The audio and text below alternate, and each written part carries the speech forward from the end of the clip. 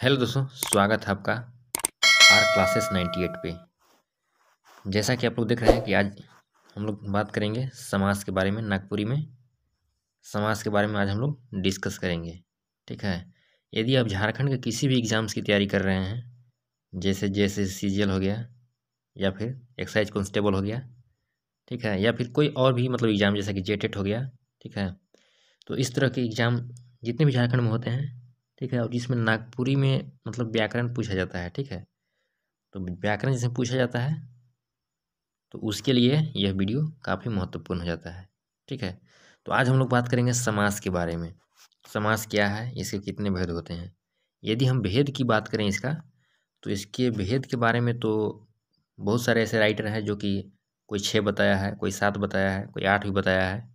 तो इसमें बहुत ही कन्फ्यूजन है। ठीक है। तो हम लोग सदानी नागपुरी व्याकरण जो है उसी के अनुसार हम लोग को चलना है अभी। ठीक है। तो चलिए करते हैं स्टार्ट। देखिए यहाँ पे बोला गया है नागपुरी में मतलब इसका परिभाषा क्या है। देखिए बोल रहा है कि दुई या दुई से बेसी शब्द कर परस्पर संबंध बताएक वाला शब्द चाहे प्रत्यय कर जब लोप हो जाएला। ठीक है। और उ दुई या दुई से बेसी शब्द से जे नवा शब्द बनेला उसन शब्द के समासिक शब्द कहल जाएला। ठीक है। यहाँ पे बोल रहा है कि दो या दो से अधिक शब्द परस्पर आपस में संबंध बताते हैं, मतलब आपस में जब मिलते हैं जिसमें प्रत्यय का क्या होता है, लोप हो जाता है, प्रत्यय उसमें नहीं रहता है।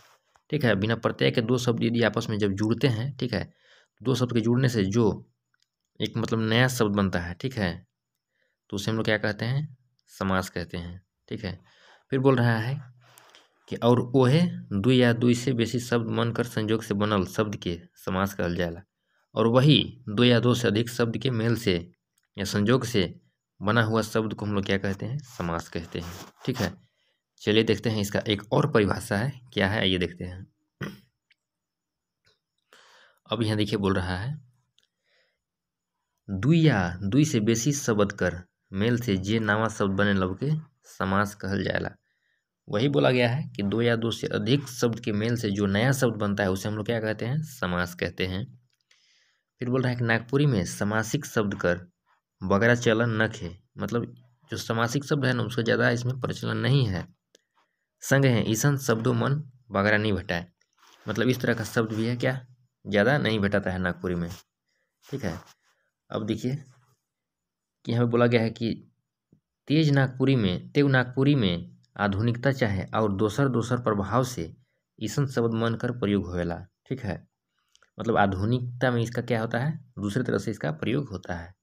नागपुरी में कोनो दोसर वर्ण कर समास नहीं होवे, मतलब नागपुरी में भी कोई दूसरा तरह का समास जो है नहीं होता है। हिंदी लखे नागपुरियों कर समास होवेला, मतलब हिंदी के जैसा ही नागपुरी में भी समास होता है। ठीक है। अब आइए देखते हैं इसका भेद। देखिए इसका भेद कितना है। तो पहला है तत्पुरुष समास। अब आइए देखते हैं तत्पुरुष समास क्या है। तत्पुरुष समास में आखिरी पद प्रधान होएला, मतलब जो लास्ट वाला पद होता है वही मेन होता है, वही प्रधान होता है। असल में तत्पुरुष समास में कारक कर क चिन्ह कर लोप हो जाएला। जैसे कारक में होता है ना क, तो क का क्या हो जा रहा है, तत्पुरुष में लोप हो जा रहा है। जैसे वन मानुष, तो हिंदी में क्या था, वन का मानुष। ठीक है, वन मानुष, तो यहाँ पे क का क्या हो जाएगा, लोप हो जाएगा, वन का मानुष। तो यहाँ पे हिंदी में जो होता था उसमें नागपुरी में उसका लोप हो जाएगा। तो यहाँ पे हो जाएगा वन मानुष। कड़ बेचवा, कड़ बेचवा का मतलब होता है कि भैंस को बेचने वाला, लतखोर। ठीक है। इस तरह का प्रयोग हम लोग आम बोलचाल की भाषा में भी करते हैं। ठीक है। अब देखिए दूसरा है आपका कर्मधारय समास।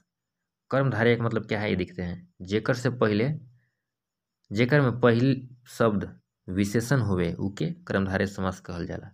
क्या कह रहा है कि जिसमें जो पहला पद होता है ना वो विशेषण हो जाता है। विशेषण मतलब किसी की विशेषता बताएगा। ठीक है। जो बाद में आने वाला शब्द होगा उसकी विशेषता बताएगा।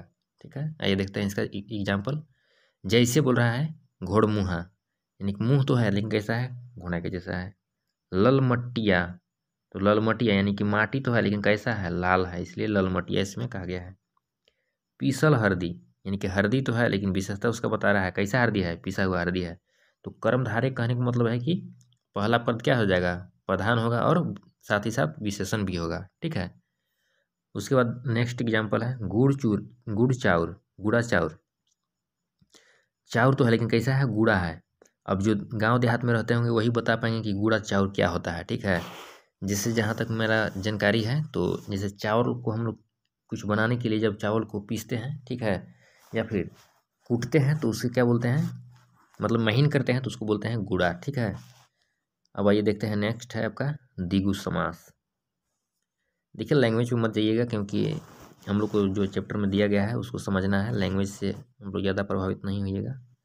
देखिए हमें बोला गया है द्विगु समास तीसरा नंबर पे। तो द्विगु समास में क्या है कि जहाँ पहिल शब्द संख्यावाचक होवे से कि द्विगु समास कहल जाला। कहने का तात्पर्य इसमें ये समझिए आप कि जो पहला पद होगा ना वो संख्यावाचक होगा, जैसे 1 2 3 4 5 इस तरह से होगा पहला। तो इसमें जैसे में दिया गया है दू अन्नी, यानी कि अन्नी है लेकिन इसमें पहले क्या लगाया गया है, दू, यानी कि संख्यावाचक है। चार गुड़वा, कैसा है, चार गुड़वा, चार लगाया हुआ है यानी कि संख्यावाचक है। तो आपको इसी से पकड़ना पड़ेगा कि द्विगु समास क्या है। जैसे 4 एग्जाम्पल दे देगा, ठीक है, और उसमें से पूछेगा कि इनमें से द्विगु समास कौन है। ठीक है, तो आपको इस तरह का यदि पता रहेगा तभी आप उसका आंसर कर पाएंगे। नेक्स्ट है यहाँ पे दुपहिया, यानी पहिया तो है लेकिन कैसा पहिया, दो पहिया वाला है, संख्यावाचक है पहला पद। दुबतिया, दुधरिया, नवरत्न, ठीक है, इस तरह से रहेगा। तो ये हो गया आपका द्विगु समास। अब देखते हैं नेक्स्ट हम लोग द्वंद्व समास के बारे में। देखिए द्वंद्व समास क्या है।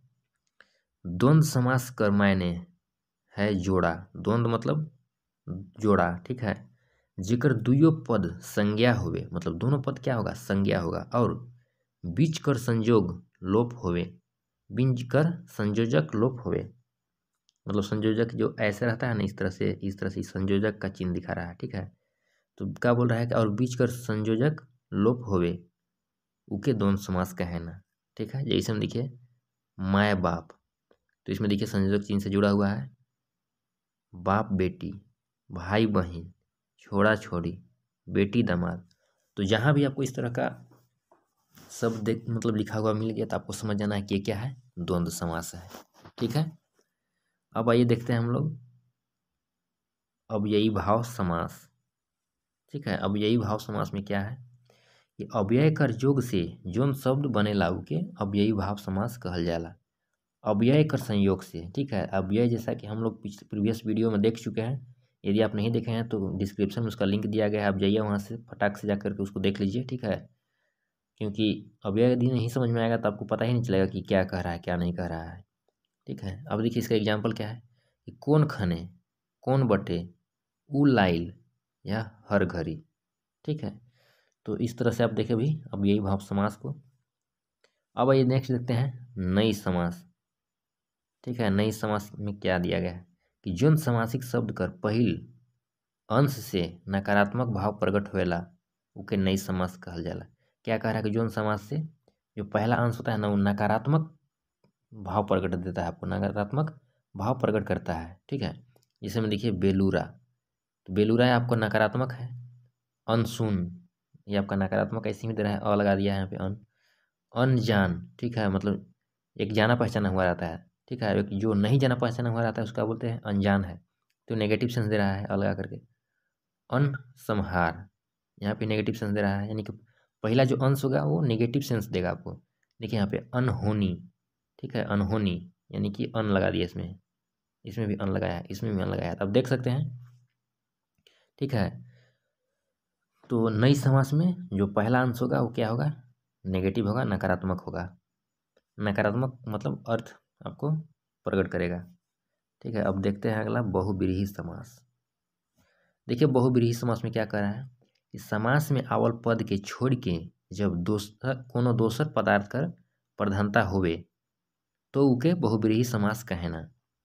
मतलब जो भी बोला जा रहा है इसमें तो वो अपना क्या करेगा, पद को छोड़ करके दूसरा जो है उसका भाव पैदा करेगा, दूसरा अर्थ पैदा करेगा। ठीक है, जैसे देखिए यहाँ कहे के माने इस समास में समास गत पद में से कोनो प्रधान नहीं होवे, मतलब इसमें कोई गद या पद मतलब कुछ भी जो है इसमें दिया गया जो है ना वो आपको प्रधान नहीं होगा। ठीक है, सब पद कोनो दोसर पद कर विशेषण होवेला, क्या कह रहा है, सभी पद जो है ना कोई दूसरा का विशेषण होता है। जैसे मान लीजिए कि बोल दिए नीलकंठ, तो नीला होगा जिसका कंठ यानी कि शंकर जी, तो नीलकंठ बता रहा है, कैसा नीलकंठ है, नीला है, तो विशेषण विशेषता बता रहा है किसी दूसरे का। ठीक है, जैसे देखिए यहाँ पे कनपातर, नीलकंठ, कमल नयन, तो बहुब्रीहि का मतलब अभी यही समझिए कि मतलब ये जो दिया गया है इसमें किसी दूसरे का अर्थ बताएगा, तो किसी दूसरे का भाव प्रकट करेगा। ठीक है, दूसरे का विशेषता को बताएगा, तो उसे हम लोग बोलेंगे बहुब्रीहि समास। ठीक है, तो उम्मीद करते हैं कि आप लोगों को यह वीडियो समझ में आया होगा। वीडियो यदि समझ में आया है तो वीडियो को लाइक कीजिए, साथ ही अपने दोस्तों के साथ शेयर कीजिए। ठीक है, और इस चैनल से जुड़ जाइए क्योंकि नागपुरी का सारा सिलेबस इसमें कराया जा रहा है।